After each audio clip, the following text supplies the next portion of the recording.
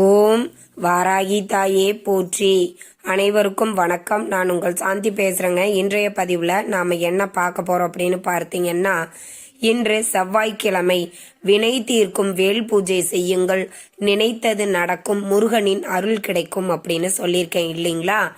அந்த வேல் பூஜை எப்படி செய்யணும், எப்படி வழிபாடுகள் செய்யணும், அப்படி வழிபாடு செய்தால் என்னென்ன பலன்கள் நம்மளுக்கு கிடைக்கும் அப்படிங்கிறத பத்தி தெளிவாக நம்ம இந்த பதிவுல பார்க்கலாம். அதற்கு முன்னாடி நம்ம சேனலை சப்ஸ்கிரைப் பண்ணாதவங்க சப்ஸ்கிரைப் பண்ணிக்கோங்க. பக்கத்திலே இருக்கிற பெல் ஐக்கானை கிளிக் பண்ணிக்கோங்க. அப்பதான் நான் போடுற எந்த ஒரு வீடியோவா இருந்தாலும் உடனே உங்களுக்கு நோட்டிபிகேஷன்ல வரும். இப்போ பார்த்தீங்க அப்படின்னா, ஒவ்வொரு செவ்வாய்க்கிழமை, இப்போ இன்றைய தினத்தில் வரக்கூடிய செவ்வாய்க்கிழமையை நீங்க எடுத்துக்கிட்டீங்க அப்படின்னா, ஒவ்வொரு செவ்வாய்க்கிழமையும் இந்த வேல் பூஜையை நீங்க தொடர்ந்து ஒரு 6 செவ்வாய்க்கிழமை நீங்க செய்யுங்கள். நீங்க என்ன நினைக்கிறீங்களோ நிச்சயமாக அது நடந்தே தீரும்.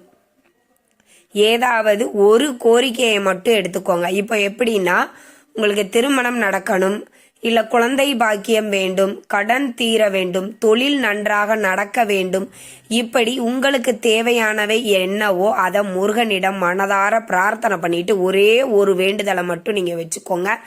வேல் இதுக்கு நம்ம வேல் பூஜை செய்ய வேண்டும். அதனால வேல் சின்னதா, நீங்க ரொம்ப பெருசா வாங்கணும்னு எந்த அவசியமும் கிடையாதுங்க. சின்னதா இருந்தா கூட போதுமானது. எப்பவுமே நீங்க ஒண்ணு ஞாபகம் வச்சுக்கோங்க, வேல் வாங்கி நீங்க பூஜை செய்யறீங்க அப்படின்னா அதை முறைப்படி நீங்க பூஜை செய்ய வேண்டும். பங்குனி உத்திரம், சஷ்டி, கிருத்திகை இந்த மாதிரி நாட்கள்ல நீங்க கண்டிப்பாக வேல் பூஜை செய்வது மிக மிக சிறப்பு. யார் வீட்டில எல்லாம் வேல் இருக்குதோ அவர்கள் வீடுகளில் வினைகள் தீர்க்கப்படும் அப்படின்னு சொல்லப்பட்டிருக்குது. எங்களால முடியவே இல்லைங்க, அவ்வளவு கஷ்டத்தை நாங்க அனுபவிச்சிட்டோம், இதற்கு மேல நாங்க என்ன பண்ணணும்னு எங்களுக்கு தெரியவே இல்லை அப்படிங்கிற ஒரு வாழ்க்கையின் கடைசி கட்டத்துல இருந்தா கூட இந்த வேல் பூஜையை நீங்க ஒவ்வொரு செவ்வாய்க்கிழமையும் தொடர்ந்து நீங்க செஞ்சுட்டு வரும்போது உங்க பிரச்சனைகள் அனைத்தும் தீர்ந்து படிப்படியாக உங்க வாழ்க்கை முன்னேற்ற பாதையை நோக்கி போகும். இது சத்தியம். அதனால முருகன் மேல நம்பிக்கை வைத்து அவரை வழிபாடு செய்யுங்கள். நிச்சயம் உங்களுடைய வினைகள் அனைத்தையும் தீர்க்கப்படும், உங்களுடைய கர்ம வினைகள் கூறும் அப்படின்னு சொல்லப்பட்டிருக்குது. முருகனை யாரெல்லாம் வழிபாடு செய்கிறார்களோ அவர்களுக்கு அவர்கள் முற்பிறவியிலும் இப்பிறவியிலும் தெரிந்தோ தெரியாமலோ செய்த பாவங்கள் அனைத்தும் தீர்க்கப்படும் அப்படின்னு சொல்லப்பட்டிருக்குது. சரி, இப்ப வேல் வழிபாடு நாம எப்படி செய்யணும்?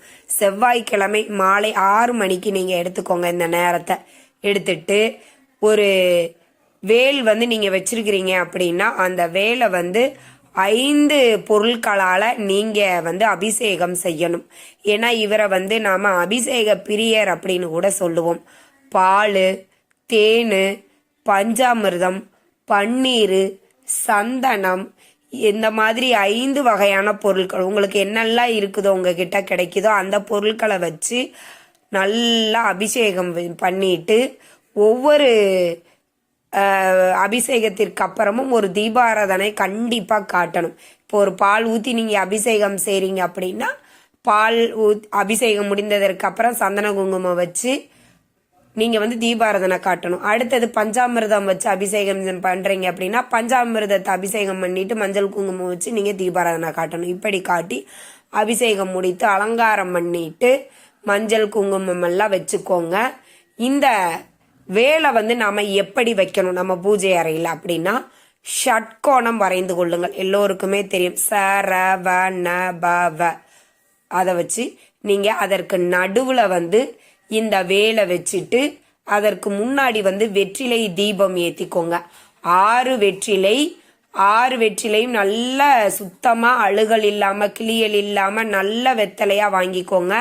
ஒவ்வொரு வெத்தலை மேல ஒரு அகல் விளக்கு வச்சு நெய் விட்டு தீபம் ஏற்றி 6 வெற்றிலை 6 தீபமும் ஏற்றலாம். இல்ல 6 வெற்றிலையை அடுக்கி அதற்கு மேல ஒரு அகல் விளக்கு வைத்து நெய் ஊற்றி தீபம் ஏற்றுவதும் சிறப்பு. உங்களுக்கு எது வசதியோ அப்படி நீங்க ஏற்றி கொள்ளலாம்.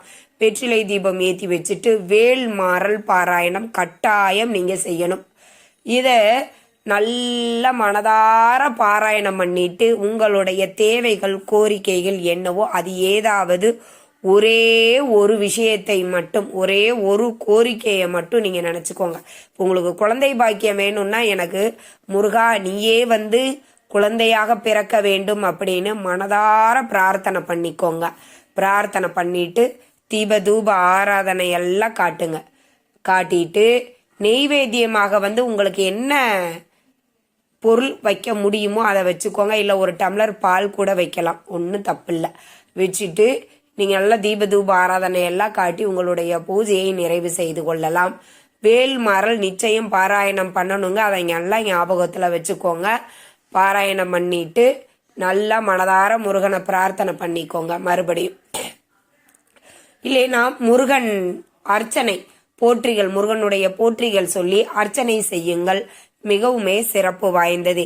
இவ்வாறு நீங்க வேல் மாறல் பூஜை செய்யுங்க. ஒவ்வொரு செவ்வாய்க்கிழமையும் செய்யுங்க. 6 செவ்வாய்க்கிழமை தொடர்ந்து செய்யுங்க. நிஜமா நீங்க என்ன கோரிக்கையை முன்வைக்கிறீங்களோ அதை இந்த 6 செவ்வாய் நீங்க செய்வது முடிவதற்குள் நிச்சயம் முருகப்பெருமான் உங்களுடைய கோரிக்கையை நிறைவேற்றுவார்.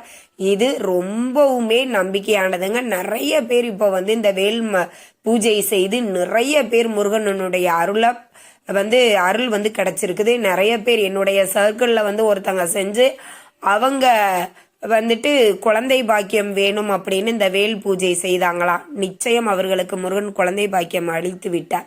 ஆனால் நீங்களும் நம்பிக்கையோட செய்யுங்க. நிச்சயம் முருகப்பெருமான் உங்களுடைய கோரிக்கையையும் கண்டிப்பாக ஏற்றுக்கொள்வார், தீர்த்து வைப்பார். இந்த தகவல் உங்களுக்கு ரொம்பவுமே பயனுள்ளதாக இருந்திருக்கும்னு நினைக்கிறேங்க.